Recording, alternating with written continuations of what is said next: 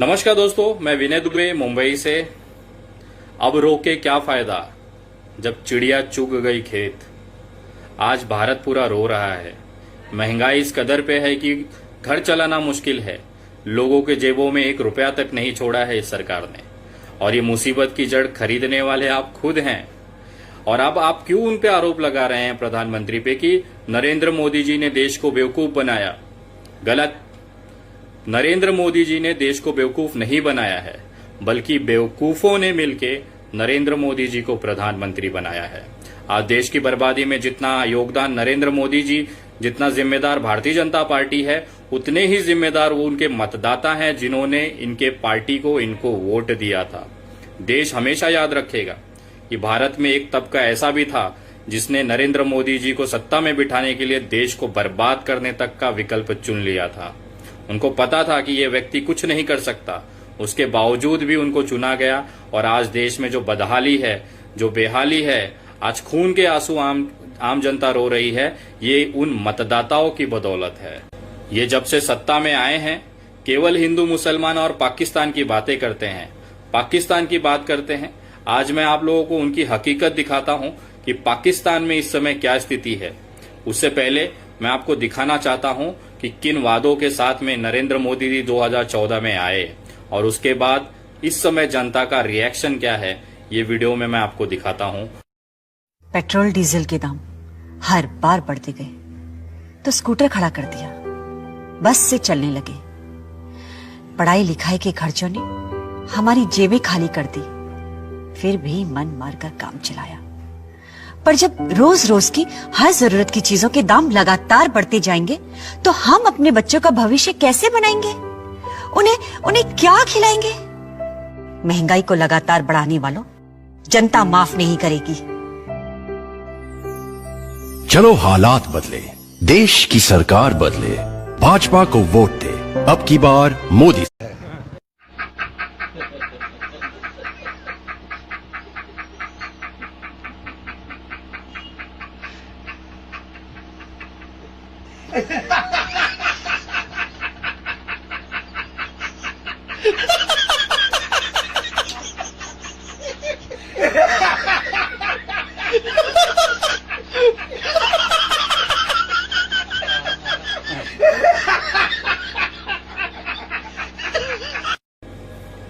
आज लगभग हर घरों में मोदी जी को गालियां दी जाती हैं।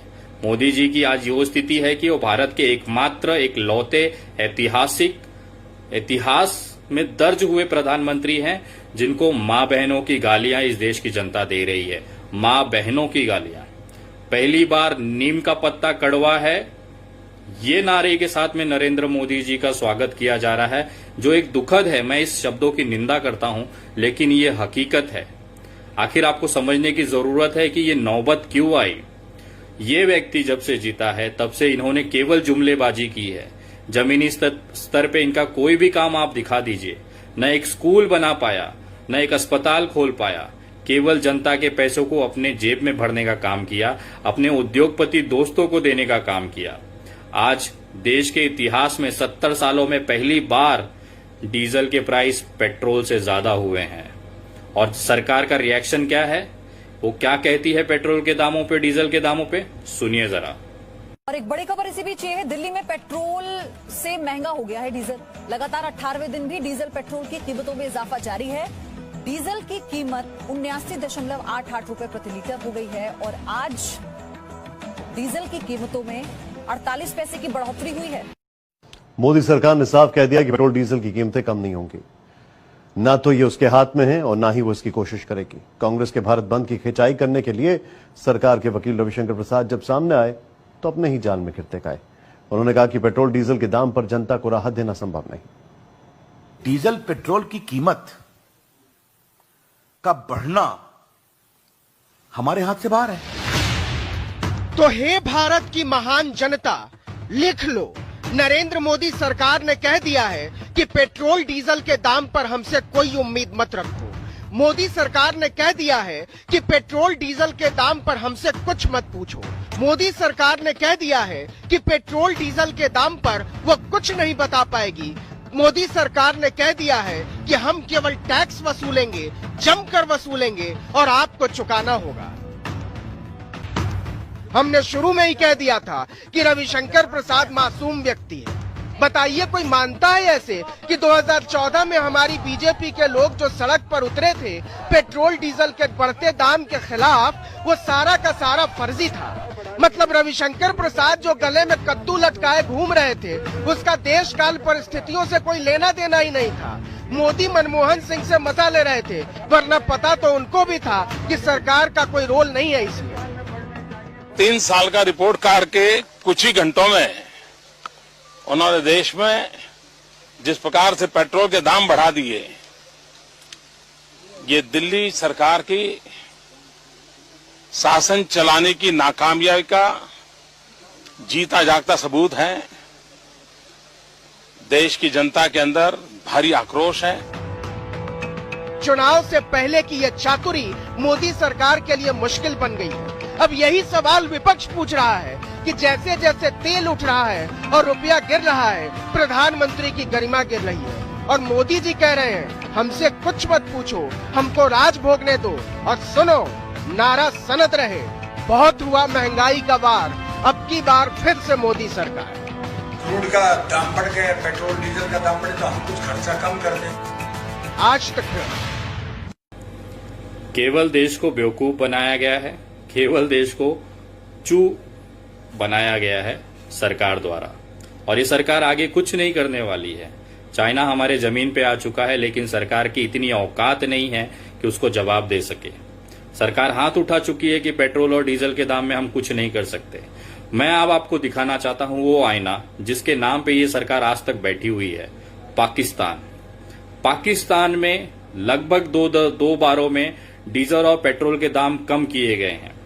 मैं जानना चाहता हूं कि अगर एक पाकिस्तान जैसा देश, जिसे हम कुछ नहीं समझते, पाकिस्तान जैसा देश जो अपने नागरिकों की जनता के हितों में इस तरह से बर्बाद, जिसको हम बर्बाद देश कहते हैं, इस तरह की स्थिति में भी वहां का प्रधानमंत्री अपने जनता के साथ खड़ा है कि अपनी जनता को तकलीफ ना हो। वहां के लगातार पेट्रोल और डीजल के दाम कम किए जा रहे हैं।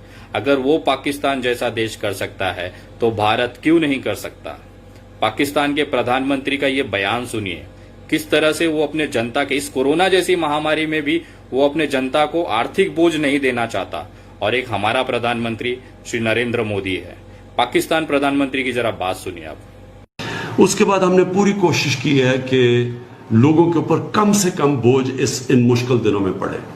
तो मैं आपको ये बताना चाहता हूं कि जो हमने पेट्रोल और डीजल और ये केरोसिन ऑयल की जो हमने कीमतें कम की हैं, ये इस वक्त हम सारे बर्रे सगीर के अंदर सबसे कम पेट्रोल और डीजल की कीमत पाकिस्तान में है।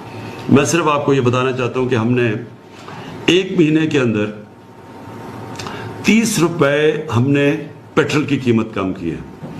पहले हमने 15 रुपए कम की थी, अब फिर हमने 15 रुपए पेट्रोल की कीमत कम की है। तो 1 महीने में 30 रुपए सिर्फ पेट्रोल की कीमत कम की है। डीजल की कीमत पहले हमने 15 रुपए कम की थी, अब 27 रुपए हमने कम की है। तो पूरी 42 रुपए डीजल की कीमत कम की है।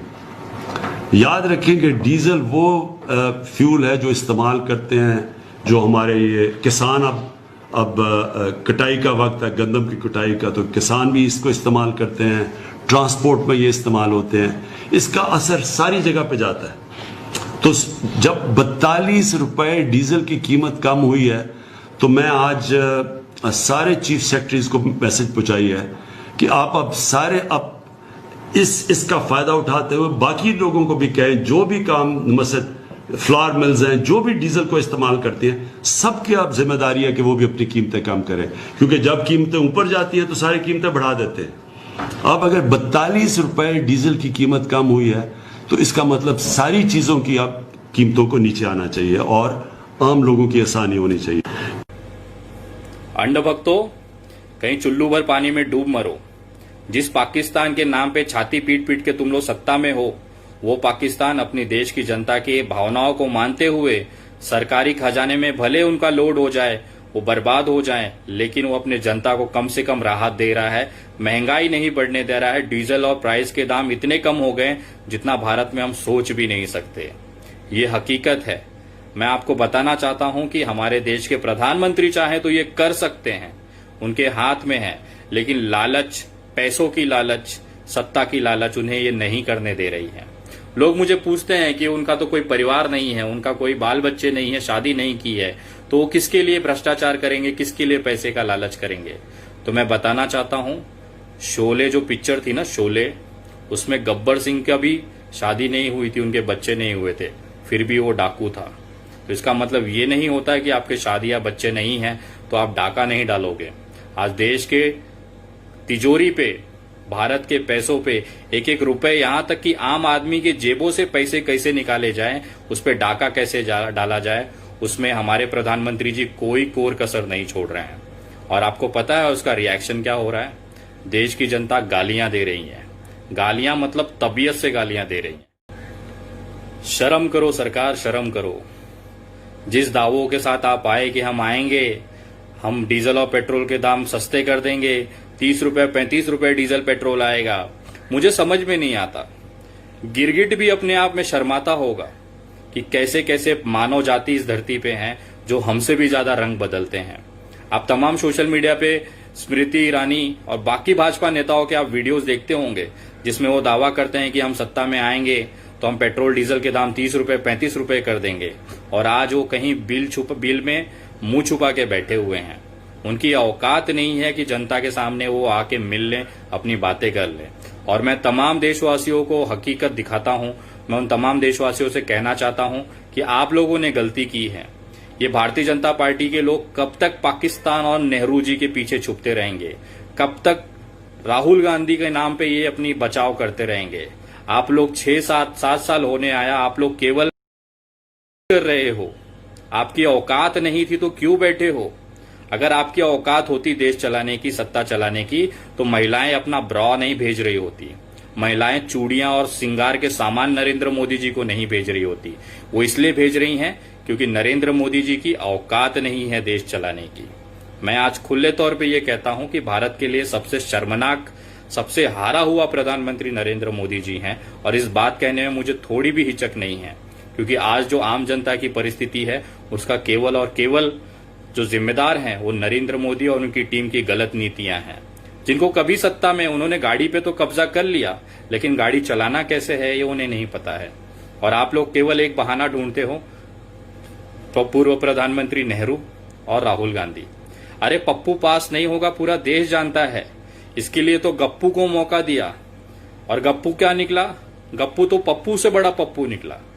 अब मेरे को एक बात बताओ, देश में अगर प्रयोग ही करना है, वैसे भी नरेंद्र मोदी जी को लाके देश ने एक प्रयोग ही किया है, अगर एक्सपेरिमेंट ही करना है तो हम दूसरे पे भी करेंगे, क्योंकि देश अब नहीं झेल सकता आपको नरेंद्र मोदी जी। और मैं आपको एक भारतीय जिम्मेदार नागरिक होने के नाते एक रिक्वेस्ट करता हूं, अगर अभी भी थोड़ी भी चुल्लू भर अगर शर्म बची होगी, अपना इस्तीफा दे दें, देश अपने आप सुधर जाएगा। आप लोग जब तक हैं तब तक केवल बर्बाद ही कर सकते हैं, जैसे गुजरात को किए थे।